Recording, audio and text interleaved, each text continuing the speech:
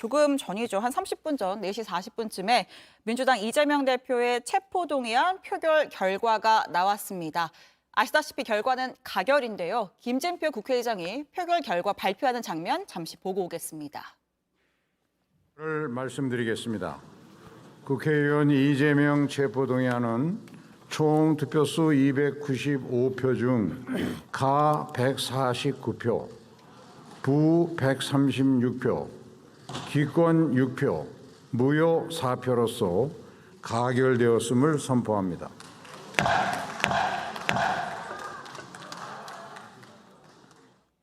네, 148표 이상이면 가결이었는데 결과는 149표로 가결이 됐습니다. 민주당으로서 그리고 이제 이재명 대표 본인으로서는 다소 충격적인 그런 결과일 텐데요. 지금 국회에서 또 민주당 지도부의 움직임도 있을 것 같고 국회 현장을 먼저 연결해서 현재 상황을 조금 들어보고 이야기 이어가겠습니다. 자, 국회에 나가 있는 송우영 기자 연결해 보겠습니다. 자, 송 기자, 일단 국회 분위기부터 좀 살펴보겠습니다. 현재 어떤 상황입니까? 네, 조금 전 표결이 막 이루어진 국회 본회의장 앞에 나와 있습니다. 앞서 전해드린 대로 이재명 민주당 대표의 체포 동의안 조금 전에 막 가결이 됐습니다. 결과가 나오니까 안에서는 고함을 지르는 모습, 여러 가지 소리가 들리기도 했는데 그리고 또 투표를 한 의원들이 한두 명씩 지금 자리를 빠져나가는 모습도 저희가 볼 수가 있었습니다.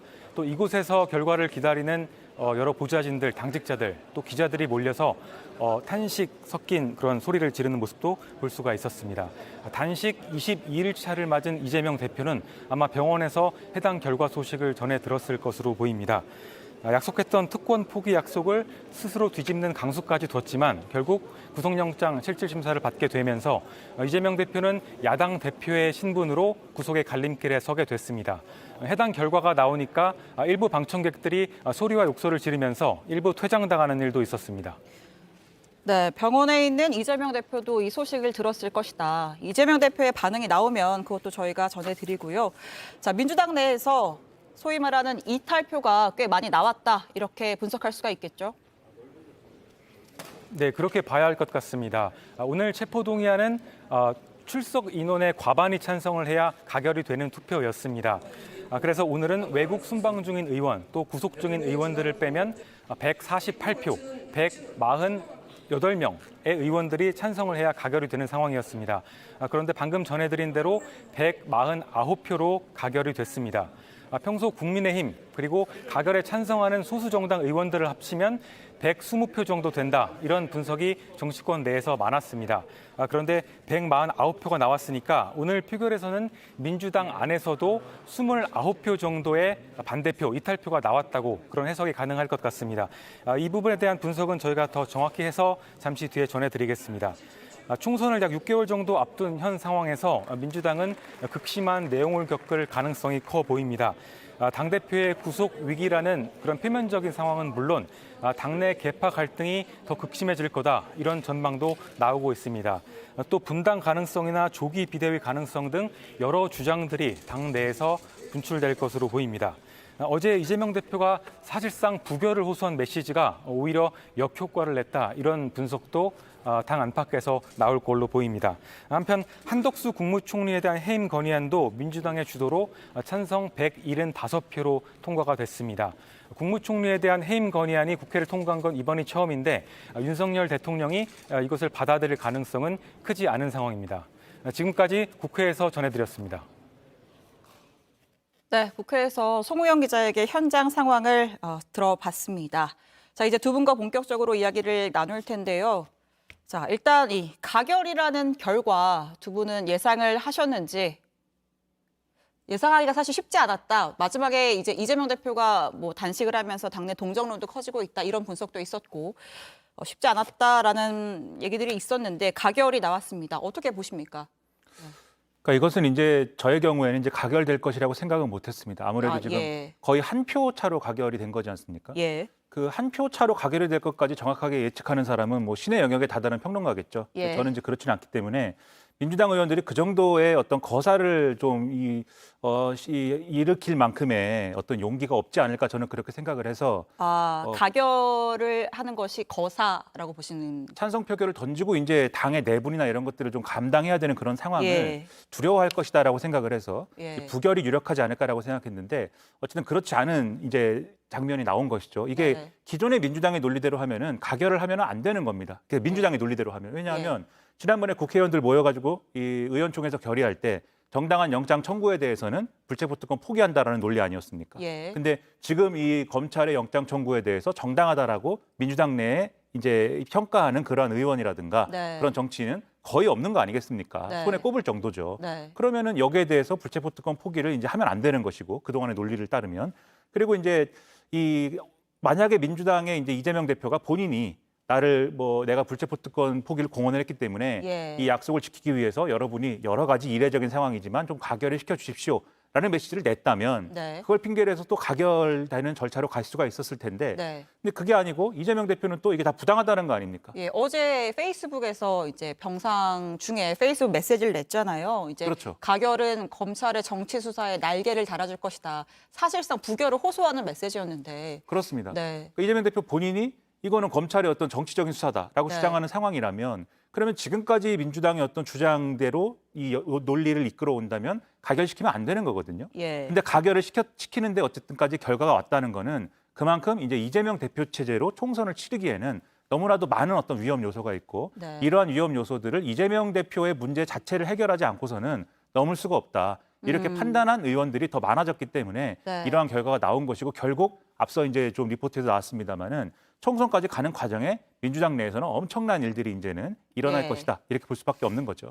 민주당이 당분간 굉장히 내홍에 휩싸일 가능성이 크다. 이렇게 분석을 하셨고, 신 변호사는 어떻게 평가를 하십니까? 우선 저는 사실 아주 근소한 차이로, 그러니까 정적수 내지는 가결 정적수인 148표를 저는 근소하게 넘으면서 가결이 될 거라고 예상을 했었는데요. 가결을 예상하셨군요. 그 이유는 지난 2월에도 이재명 대표 체포동의안 가결 당시, 부결 당시에도 굉장히 많은 이탈표들이 당시에도 조짐이 좀 보였었습니다. 물론 예. 체포동의안 가결은 안 됐습니다만은 그 이탈의 조짐을 더해서 이제 총선을 앞두고 아마 민주당에 있는 의원들이 모두 다 동일한 생각을 하지는 않았을 겁니다. 아무래도 본인들의 유불리에 따라서 또 내지는 헌법기관으로서 이 체포동의안을 대하는 그 태도들이 다 다를 수 있다고 저는 생각을 했고요. 예. 그렇다 한다면은 지금의 이런 국민적 민심 이런 것들을 좀 민주당 의원들이 받아들일 때 일부는 전 이탈을 할 수 있겠다라고 생각을 해서 이제 가결을 예상을 했던 것인데 이제 이재명 대표가 사실은 어제 이제 부결을 호소하지 않았습니까? 예. 저는 그 부결에 대한 호소를 통해서 이재명 대표가 그동안에 본인이 스스로 주장했던 단식의 정당성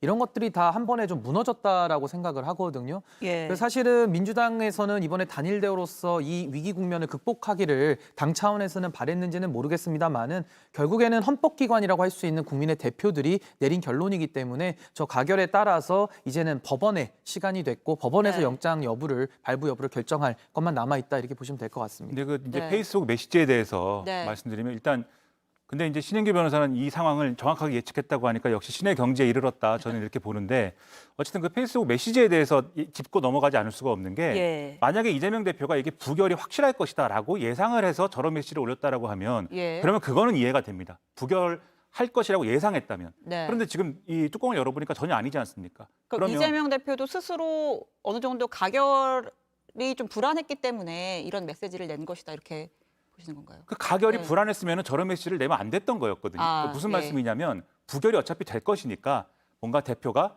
내가 좀 이렇게 호소를 해서 부결이 되는 그림으로 가야겠다.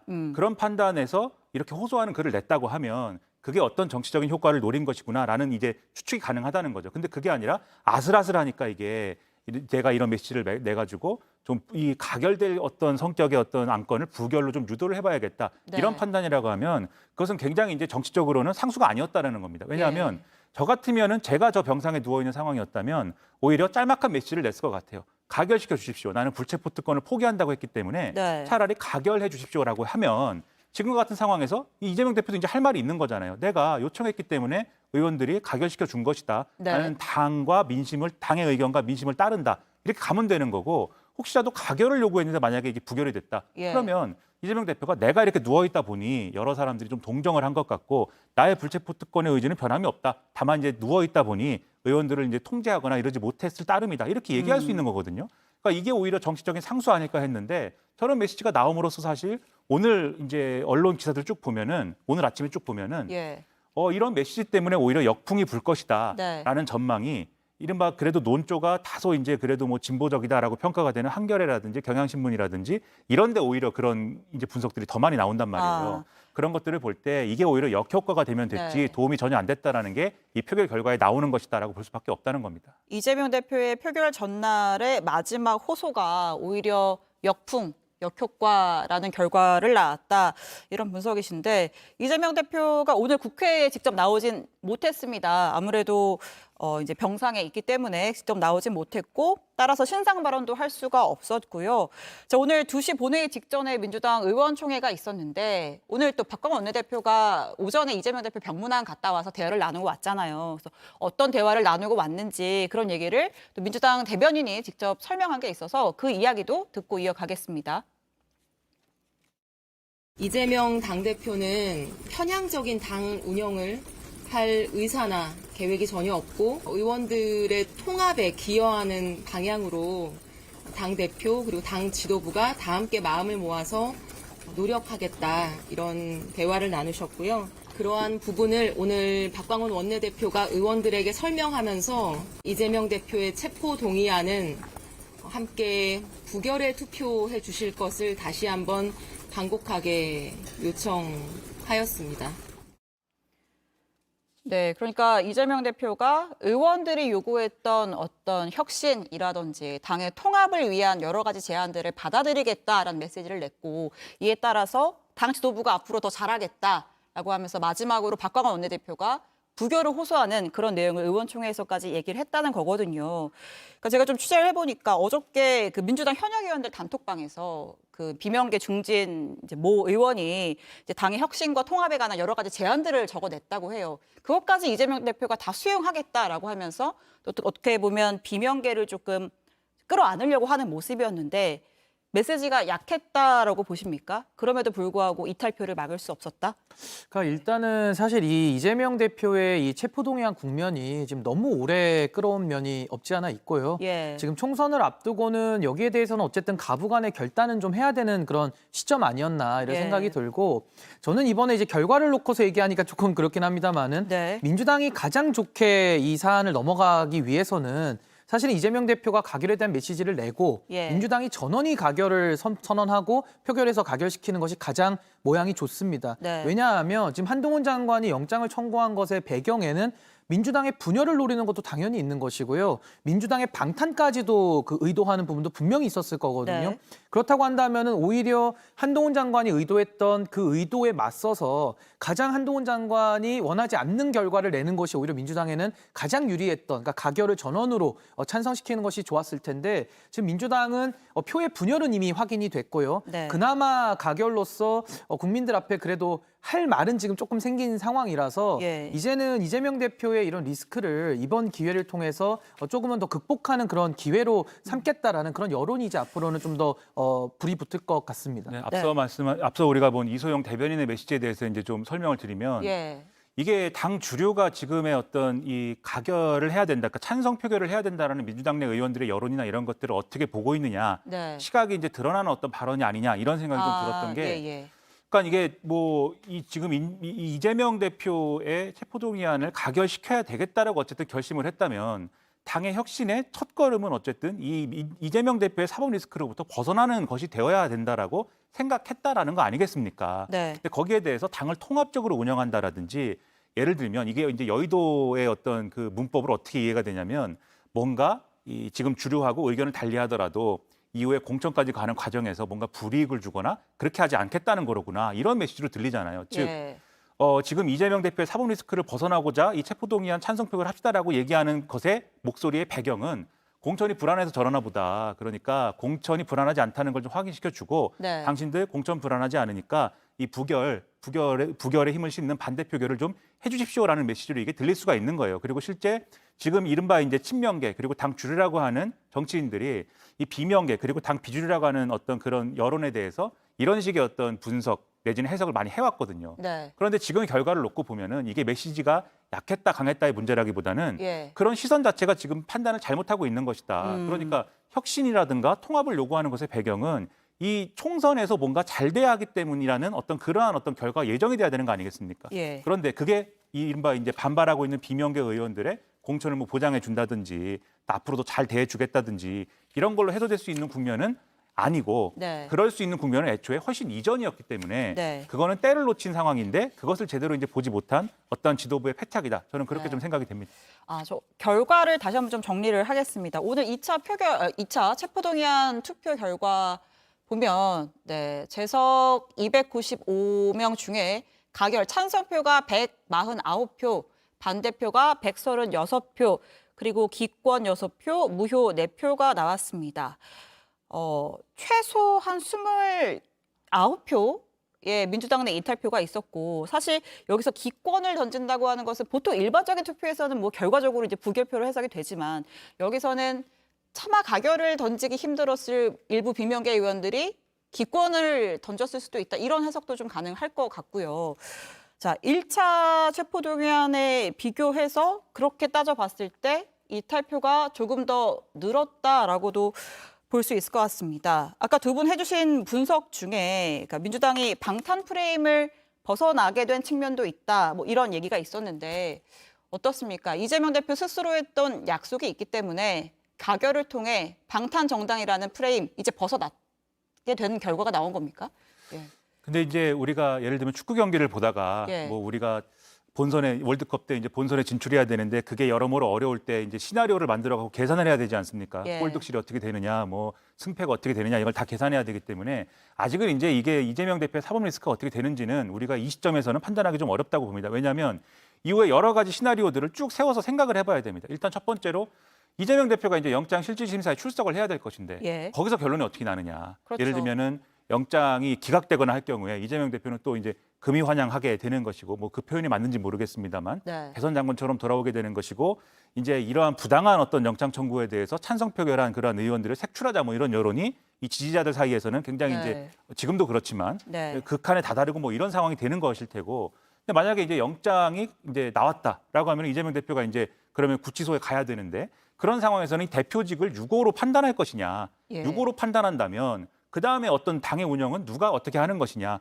비대위를 꾸리는 것이냐, 그리고 비대위의 성격은 관리형이냐 아니면 네. 혁신형이냐, 총선 때까지 가는 거냐, 잠깐 하는 거냐, 그리고 나서 또 전당대회를 하는 거냐 등등의 다양한 복잡한 변수들이 있습니다. 예. 이 변수에 따라서 쭉 생각을 해보면 즉 영장이 나오느냐, 그리고 비대위를 한다면 비대위원장 누가 하고 어떤 리더십인 것이냐, 그리고 전당대회를 하게 된다면 그 전당대회에서 누가 선출이 되느냐 네. 이런 거에 따라서 이제 달라지는 것이기 때문에 이게 최종적으로 마무리된 결과에 따라서 국민들은 아마 판단하지 않을까 생각이 됩니다. 네, 지금 뭐 앞으로 이재명 호 민주당이 어떻게 될 것이냐 이 얘기도 잠깐 짚어주셨는데 그 이야기 조금 이따가 더 자세히 해보도록 하고요.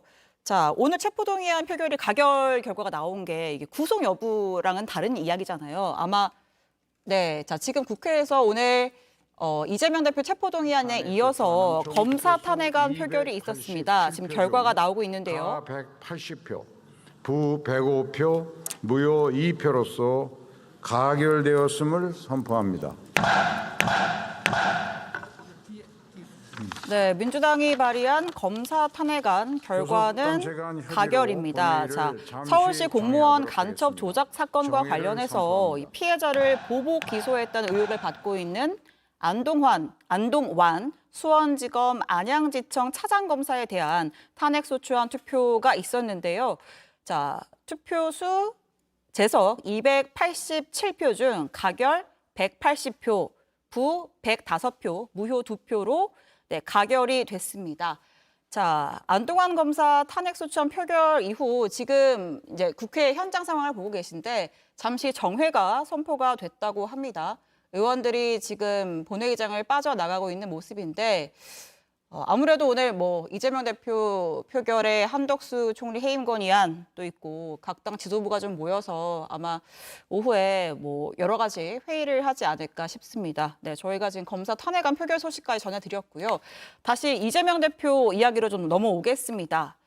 자, 지금 이제 그럼 결국 법원에 가서 영장실질심사 받을 텐데 영장이 발부될 거라고 보십니까? 변호사로서 보기엔 어떠십니까? 그러니까 이제 사실 지금 법원에서 영장 발부를 위해서 영장 실질 심사를 이제 받으러 가는 거에 불과하고 예. 결국에는 사법부라고 하는 그 법관이 법과 양심에 따라서 판단을 하는 것이거든요. 네. 그래서 이재명 대표의 그 구속 여부는 사실은 검찰이 지금 현재 청구한 구속영장의 구속영장 청구서에 다 나와 있는데 그 내용들을 이렇게 보시면은 범죄 혐의들은 개별적으로는 중하다고 볼 수는 있습니다만은 네. 거기에 대한 말이 좀 많이 장황한 부분이 있어요. 그래서 좀 구속영장 치고는 상당히 많은 140페이지가 넘는 그 분량으로 기술을 해놨고 거기에 대해서 이제 뭐 구속의 필요성이나 여러 가지도 설치를 해놨고 아까도 그 체포동의안 요구할 때 한동훈 장관이 나와서 다 설명을 했거든요. 예. 근데 거기에도 보면은 영장이 발부될 거라는 확신이 들 만큼의 그런 명징한 그런 네. 구속영장 청구서는 아닌 걸로 보이고 아. 그렇기 때문에 저는 민주당이 오히려 이재명 대표의 체포동의안 가결에 대해서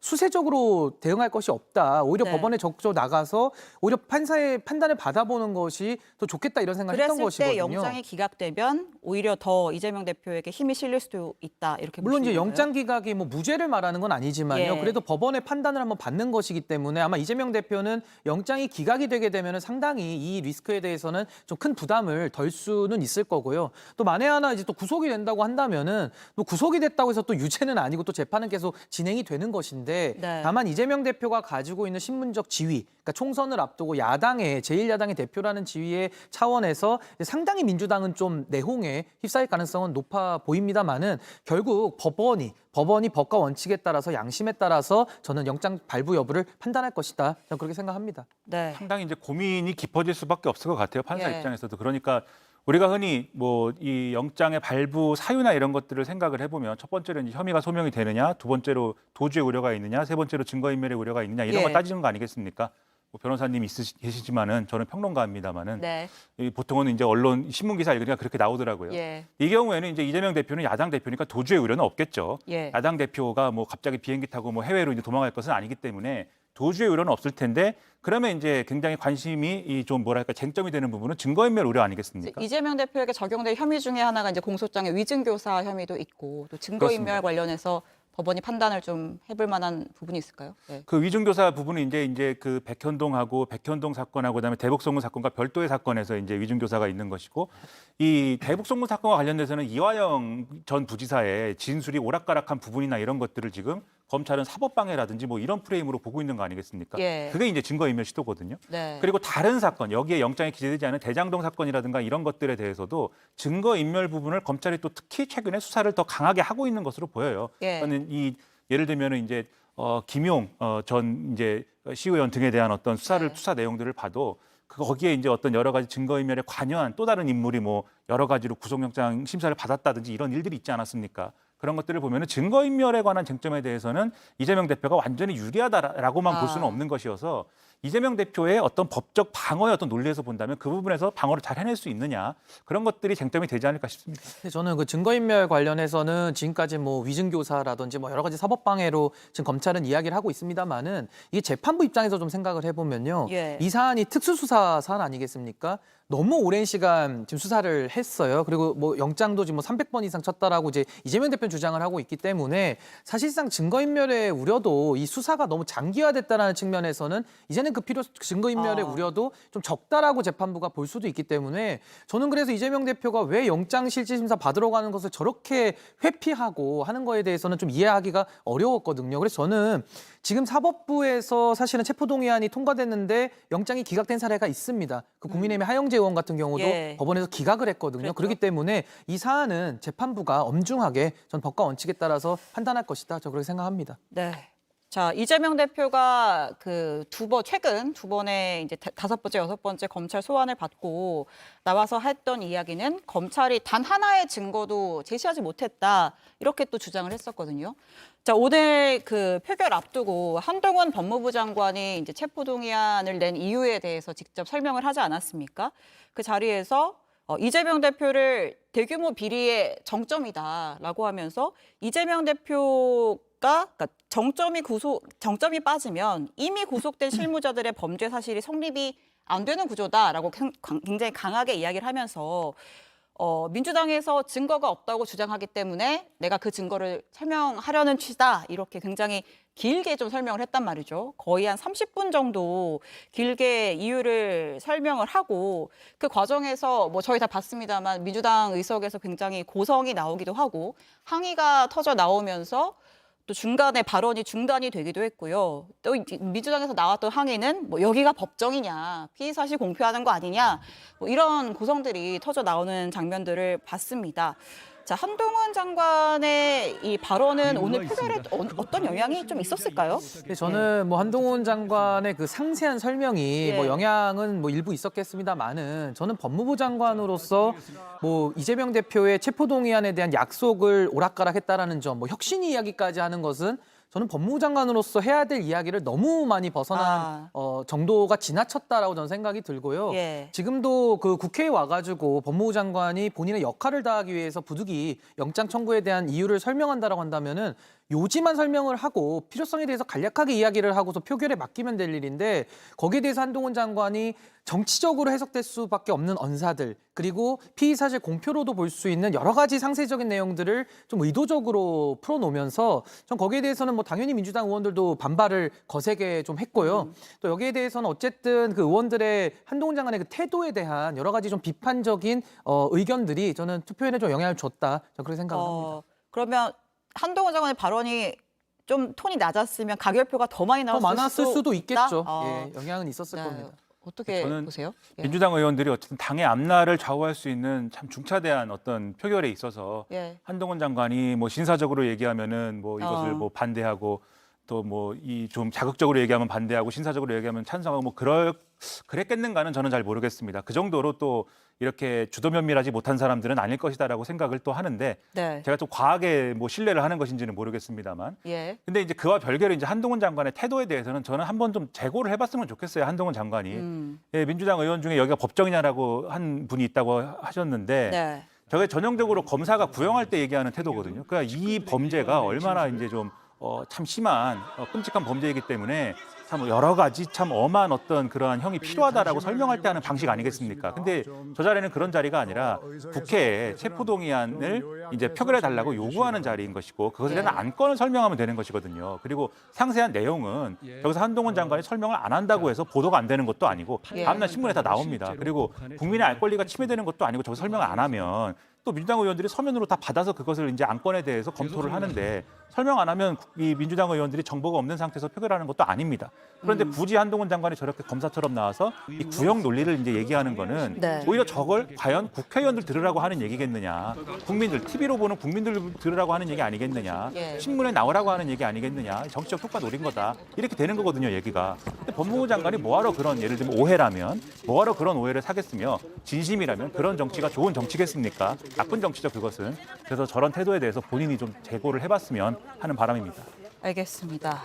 자, 앞으로 민주당의 앞날에 대해서 이제 좀 마지막으로 좀 이야기를 해보면 좋을 것 같습니다. 자, 표결 전이긴 하지만요. 이제 민주당의 원로로 꼽히는 유인태 전 국회 사무총장이 오늘 한 인터뷰에서 한 이야기가 있습니다. 듣고 이야기하겠습니다. 지가 뭘로 색출을 했니? 이렇게 말이 되는 소리를 해야죠. 말이 되는 소리를. 그러니까 졌다고 소리를 하니까 윤석열 대통령 입에서 전체주의 소리가 나오는 거예요. 참 멍청한 것들. 아유, 60여 명이. 아니 정치 생명 끊길지도 모르는 위협을 받으면서 답을 안 하고 있는 사람이 그 정도라면 오늘 가결될 거 아니겠어요? 예, 그러니까 지금 이제 표결을 앞두고 이제 이재명 대표의 강성 지지층에서 가결표 던지는 사람들을 뭐 색출할 것이다, 뭐 이런 이야기들도 있었고 실제로 그 강성 지지자들이 오늘 국회 앞에 모여서 굉장히 대규모 집회를 하기도 했고 그리고 그 전에 현역 의원들에게 문자를 보내서 부결할 거냐, 가결할 거냐 답을 달라. 그래서 실제로 100명이 넘는 의원들한테 인증 문자를 받았다고까지 하지 않았습니까? 그래서 어쨌든 결과는 가결. 그렇다면 가결이 가능하게 했던 의원들에 대한 어떤 강성 지지층의 색출 같은 것이 이어질 수도 있고 그렇게 되면 정말 당 내용이 더 극심해질 수 있거든요. 아까 뭐 공천 이야기도 하셨지만 이번 총선까지 민주당 굉장히 시끄러울 것 같고 앞으로 지도부는 어떻게 될지 어떻게 전망하십니까? 그러니까 오늘의 표결이 민주당의 상황에서 보면은 총성이 이제 울린 거죠. 예. 한 발의 총성이 울렸다고 볼 수 있는 것이고 그 한 발의 총성 때문에 세계대전도 일어나지 않았습니까? 과거에 보면은 예. 1차 세계대전이 그렇게 일어난 거예요. 거의 거기에 준하는 일이 일어날 거라고 저는 보는데 왜냐하면 강성 지지층이 뭐 이게 이 찬성 표결한 사람들을 찾아내겠다, 뭐 정치 생명을 끊겠다 이렇게 주장을 하고 있는데 그것은 이제 예를 들면은 그 강성 지지층이 민주당의 어떤 주류 본류하고는 유리돼 있는 상태에서 그들끼리 하는 주장이라면 그것은 이제 뭐 메아리에 그칠 겁니다. 메아리 없는 외침이 될 것인데 그게 아니라 사실은 이러한 어떤 움직임을 지금의 주류 그러니까는 소위 말하는 친명계에 소속돼 있는 그러한 정치인 또는 지도부는 활용하거나 이용하는 거지 않습니까? 그러니까 대표적으로 앞서 이제 이소영 대변인이 한 말씀에 대해서 이제 말씀드렸는데 앞으로 당을 통합적으로 운영할 것이고 여러분이 걱정하는 그런 일이 일어나지 않게 하겠습니다라고 얘기했는데 이재명 대표가 기대한 것과는 전혀 다른 표결 결과가 나온 거잖아요. 그러면 당을 통합적으로 운영하고 여러분의 기대에 안 맞는 일 하지 않겠습니다라고 얘기한 게 유효할까요? 유효하지 않게 될 수 있고 거기에 또 중요하게 근거가 될 수 있는 것이 이러한 지지층의 움직임입니다. 예. 지지층이 이렇게 움직이기 때문에 이게 이러저러한 앞으로 이제 의원들을 평가할 것이고 공천에 대해서 경선하는 지역에서나 이런 것에서 이제 여러 가지로 쟁점이 형성되거나 이럴 건데 그런 것들이 아마 지금 이제 찬성 표결한 것으로 추정되는 비명계 의원들에게는 굉장히 불리하게 작용을 하겠죠. 그럼 네. 여기에 대해서 그분들은 또 가만히 있겠느냐 나름대로 어떤 반격을 또 할 거 아니겠습니까? 그럼 이제 내전이 되는 것이고 총선까지 이 내전의 형태로 쭉 갈 수밖에 없는데 네. 근데 싸움이라는 게 정치권의 싸움이라는 게 싸울 만한 것을 갖고 싸워서 좋은 결과가 도출이 된다면 국민들도 거기에 대해서는 이해하고 신뢰를 합니다. 그런데 싸울 만한 일이 아닌데 저렇게 싸워서 별로 비생산적인 결과가 됐다라고 하면은 국민들이 신뢰하지 않거든요. 그러니까 싸울 것은 싸워야 되는데 얼마나 이것을 생산적인 결론으로 만들 수 있느냐, 민주당이 얼마나 잘 거듭날 수 있도록 할 수 있느냐에 명운이 달렸다 이렇게 봐야 되는 거죠. 네. 자, 신인규 변호사님께 마지막 질문을 하겠습니다. 뭐 이재명 대표가 지금 물론 다 전부 지금 상황에서는 예측입니다만 혹시라도 이제 뭐 나중에 영장이 발부가 되더라도 뭐 옥중 공천을 할 것이다 이런 얘기가 나올 정도로 대표직을 내려놓지 않을 거다 이런 분석들이 많거든요. 근데 저는 이재명 대표가 대표직을 내려놓을 가능성은 전 매우 낮다고 생각을 하고요. 만에 하나 이재명 대표가 대표직을 내려놓는다 하더라도 그 다음에 뭐 후임 비대위원장 체제로 가든 아니면 뭐 정청래 뭐 수석 최고위원이 대행을 하든 예. 그 당원 당규에 따라서 진행은 되겠습니다만은 결국 이재명 대표의 영향권을 벗어나서는 저는 총선 치르기는 매우 어렵다. 왜냐하면 지금까지도 이재명 대표에게 민주당 전체가 매달릴 수밖에 없었던 것은 대안부재론이거든요. 그 대안부재론은 아직도 전 해소되지 않았기 때문에 이재명 대표 체제의 영향력은 계속될 것이다. 저는 그렇게 생각합니다. 알겠습니다. 자, 오늘 두 분과 함께 이재명 대표 체포동의안 가결에 대한 여러 가지 분석들을 들어봤습니다. 두 분 말씀 여기까지 듣겠습니다. 감사합니다. 감사합니다.